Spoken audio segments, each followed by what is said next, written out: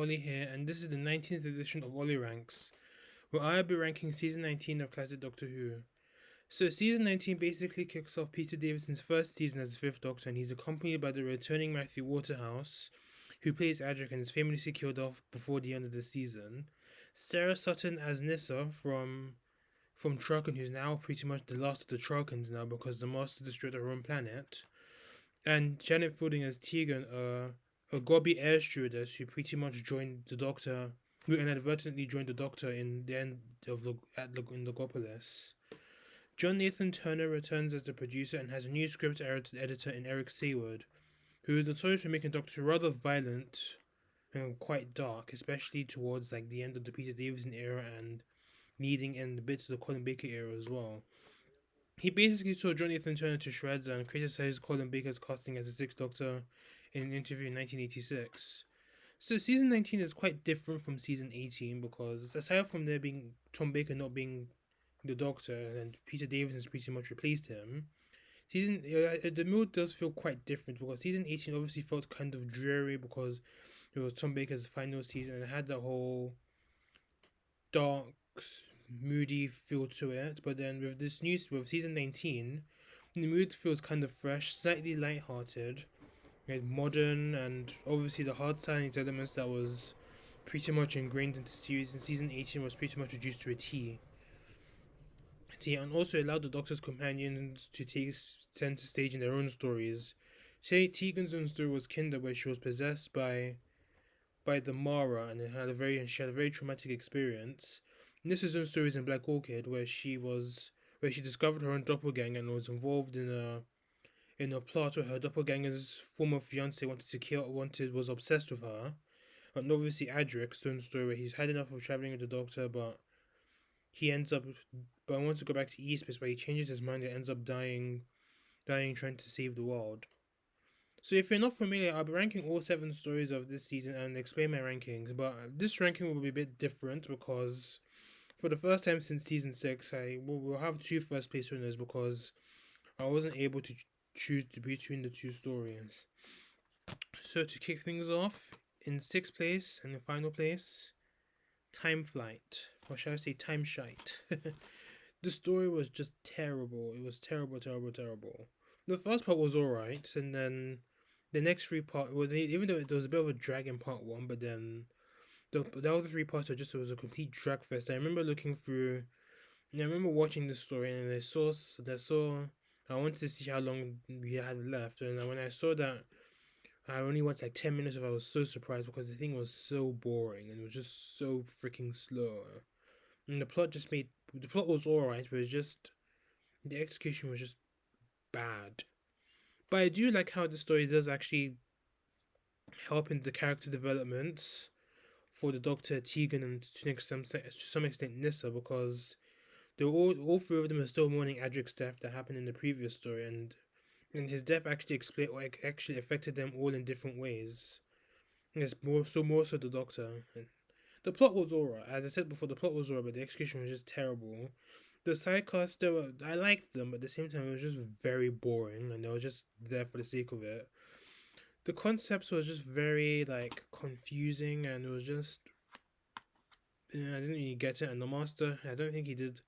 He was written quite well, though. I liked how they were filmed in Heathrow Airport, and I liked how the story was actually helped Tegan develop her character because at the end of the story, she pretty much is left behind by the Doctor and Nyssa because they assumed that she was happy because she wanted to go back to Heathrow, and then obviously Tegan wanted to continue traveling the Doctor, but she was quite disappointed at the end. But Time Flight gets a 3 out of 10, 3.5 out of 10.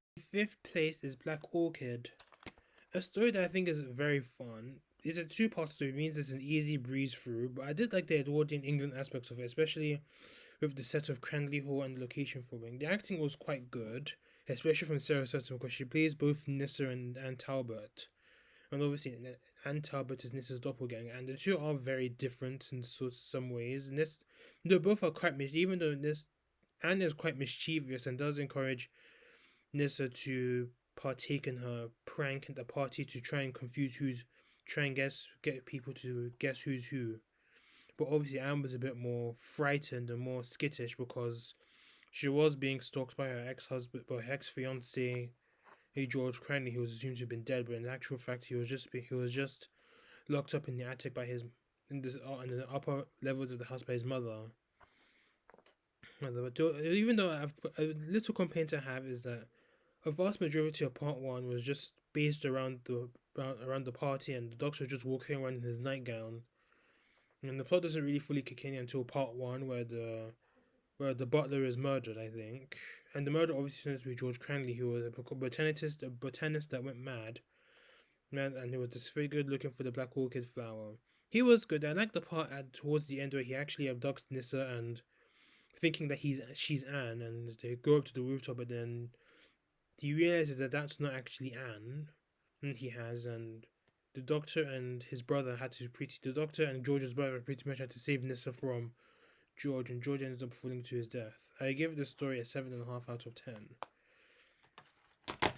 Yeah. Ignore that.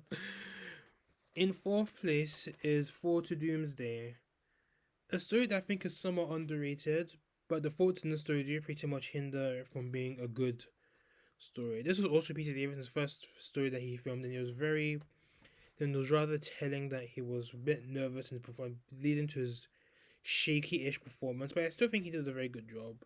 The writing was quite good. The villains, the Obankians, are quite interesting.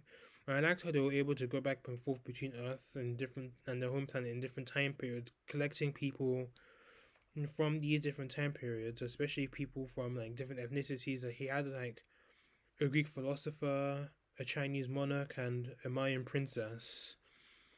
Yes, and he turned them into androids, thinking and told them that they will be able to take over their land, take over where they came from when Monarch conquers the Earth. One major issue I have is Adric himself. He decides to side with Monarch for no particular reason. He behaves quite badly towards the people he's traveling with, especially at the beginning, where he decides to like berate Nissa and Tegan for no good reason. And it was very out of character, made no sense for it at all. Even Matthew Waterhouse did say it didn't really make sense for Adric to do those sorts of things. So, but despite what, I really did enjoy Fall to Doomsday. The writing was good, the plot was good, good villains, good acting, good moments, and especially from Tegan because she was very distraught, and I think this was probably one of her best stories. So I give Fall to Doomsday an 8 out of 10. Third place is The Visitation, a clever story that's based around the plague and the Great Fire of London. And we don't find this out until the end. The production was quite good, but the Visitation's plot was very good. Because there's obviously it's a story that's actually set in the past, but it has some very sci-fi elements into it. And I do think that it could actually pass off as a New Who story. The acting was very good. You can tell here that Peter Davison was pretty much settling into his role, and Kinder was, I think, the first Peter Evans that we saw was in Kinder. I mean, if you take into consideration that Castro Valva was actually the last story Peter Davison filmed, and I think from Kinder and The Visitation are pretty much proof that Peter Davison is pretty much settling into the role as the Fifth Doctor. All companions had something to do, and none of them were pretty much put on the bench. While Nissa a bit, considering the fact that she's sent back to the TARDIS to try and repair like a machine to try and destroy the Pterolepto's android, which she actually does, and it was quite a cool scene, but I think it was definitely good that she had something to do. Richard Mace is a very good, interesting side character, and he works well with the Doctor and his companions. The Pteroleptos are very good villains as well, and I think they are quite ballsy villains as well, because they actually destroyed the Doctor's sonic screwdriver, and that's something we didn't see again until the TV movie. And obviously the reason why, because Jonathan Turner didn't like the sonic screwdriver, and I think the problem I do have with the Visitation is that it is, and I think the Pteroleptos plot is somewhat similar to Monarch's plot in Fall to Doomsday, but plus I think there was a bit of drags. It did drag a few places, but overall it's a great story, and I give the Visitation an 8 out of 10. And now, in second place is Kinder. A very interesting story, very interesting themes, and there's a lot of Buddhist context in Kinder, which I explained in my review, and they made made Kinder very original. And as I said before, you can see that if you bear in mind that Kinder was actually based on I think I've forgotten the lady's name. I said it in my review, but then her work is very evident in Kinder, and that work was pretty much the basis for the Avatar movie in 2009. And once you see that, you can definitely see some similarities between Kinder and Avatar. So Tegan was the main focus in the story, and she is tormented and possessed by Amara, a chaotic spirit that takes the form of a snake, and she has to pass on the possession to someone called Aris, a Kinder tribesman who pretty much can't talk, or the Kindermen can't talk because of reasons, and then he was destined to would be the one that would talk, and then the Kinder people would pretty much have to like follow the man who was able to talk. I think Jennifer did a very good job in this story, and the Mara was a very interesting villain, causing havoc on Diva Loca, and I liked how it pretty much possessed Hindu and caused him to go mad, and he became like a little side villain for the story. It was a little bit of a drag, even though this is a Tegan story. She's pretty much mostly forgotten about in part three, but yeah, but it's still a very good story. It is definitely one of the Davison's best stories, even though I didn't really like Kinder when I watched it the first time a few years ago, but then watching it now, I kind of really liked it. And looking into like the Buddhist context, and it's also because present in Snake Dance, and I thought it was quite interesting as well. So I gave Kinder an 8.5 out of 10. For the first time since season 6, in joint first place, drumroll please, Earthshock and Castrovalva. Yay! Both of these stories are very special to me personally. Castrovalva being my favorite Peter Davison story, and Earthshock seeing my favorite villains, the Cybermen, return, and after not being seen since season 12, and I think that both of these stories are very well written, and they're both very memorable as well. Earthshock being Adric's death, and Cybermen being the cause of that, and Castrovalva being Peter Davison's debut story. And I think both stories had very great plots, especially with Earthshock pretty much starting off the basic plotline with the Doctor and his companions exploring a cave and helping some explorers escaping the danger posed by the Cybermen with their androids. And even the scene where it was revealed to be the Cybermen was probably one of the most memorable scenes of Earthshock because when the Doctor and the crew and co are pretty much hiding behind the rocks, and we definitely see like the androids like looking at them, and it was pretty much revealed that the Cybermen are watching them through the androids, and the Cybermen pretty much order for their destruction. And obviously the Cybermen have new design, and it was quite impressive as well. And of course, Castrovalva being a post-regeneration story, and the Doctor still trying to figure himself out and heal quickly so he could defeat the Master. The acting was great in both stories, and both stories are definitely highlights for Peter Davison. In Castrovalva, I liked how he was basically imitating his predecessor, and he did them brilliantly. I really liked his first Doctor impression and his second Doctor impression. They're all quite cool, and I think, as I said before, I think Peter Davison was a fan of Doctor Who growing up, so he definitely got a chance to showcase his Whovian skills. And in Earthshock, I definitely like his acting. I definitely liked that. It definitely explored the dynamic he had with Adric. His dynamic with Adric and Peter Davison and Matthew Waterhouse's chemistry, which was obviously very good. Not even though Waterhouse did have some good chemistry with Tom Baker, as I said before, but then you can definitely, when Adric does die, you can definitely see the impact it had on all three of his travelers, especially the Doctor, who's still trying to like process what happened. But then that pretty much kicks off his character development for his tenure as the Doctor, and you can definitely tell that he doesn't really want to like react. He doesn't want to show sadness, but he's just in shock. But then in the following story, Timefly, his solution to try and get over the whole Adric's death was to take Nyssa and Tegan somewhere to try and quickly get over his death, which Tegan obviously doesn't really like.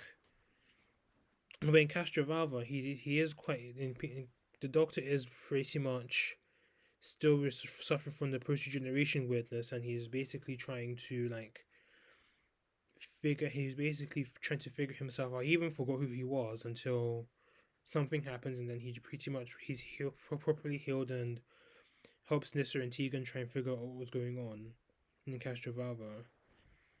Right, and even in Castrovalva, I think all four of the main cast pretty much had a good rapport with each other, especially in the scene where they were all running back to the TARDIS, and obviously you have Adric spewing his guts out because Matthew Waterhouse came to work with a hangover, which I do commend for that. Even and that report is still pretty much evident in at the end of Earthshock when they were just trying to like process the fact that Adric had died, and you obviously had Nissa and Tegan crying, but even though in real life, Janet Fielding and Sarah Sutton, even though I commend their acting for this, but in actual fact they were trying to hold back their laughter. And it actually did work somewhat. This in Earthshock, the Cybermen were very good. They were very intimidating. As I said before, Earthshock is probably their best story since Tomb of the Cybermen, and they were very intimidating. They were quite scary because you do have scenes. There was a scene where you just have the Cybermen. Well, you don't see them killing them, but you see their dead bodies just around the freighter. It was just very shocking. And of course, in Castrovalva, the Master was very good. I think this is definitely one of Anthony Ainsley's best stories as the Master. And obviously, the Master has a disguise. He calls himself the Portreeve, and he's even given his own pseudonym to try and like hide the surprise. Even though the pseudonym's name was actually Anthony Ainley's name in an anagram, but it still worked. The Portreeve was basically this wise man of Castrovalva sort of thing, but yeah, and the Cybermen are very memorable, especially with their new cyber leader played by David Banks, who was probably one of my reasons why I love the 87 so much. So both Castrovalva and Earthshock are given the perfect 10 out of 10. So to conclude, I think season 19 is a brilliant season. Even though Peter Davison did have a bit of a shaky start with Fall to Doomsday, but he does quickly find himself, and it does help him deliver. He pretty much like becomes a very new Doctor in comparison to the other Doctors. All stories in this season were very special, with the exception of Time Flight, but I do think that season 19 is definitely Peter Davison's best season and one of the best seasons of the 1980s. So I give season 19 the grade A. So my next set of reviews will be season 20, the 20th anniversary of Doctor Who, which had, and every story in season 20 pretty much has an old enemy of the Doctor's return. Yeah, it also features the Black Guardian trilogy, which features the Black Guardian coming back and a new companion in Turlo. So thanks for watching. Please let me know your thoughts of season 19, and I shall be seeing you later. Bye bye.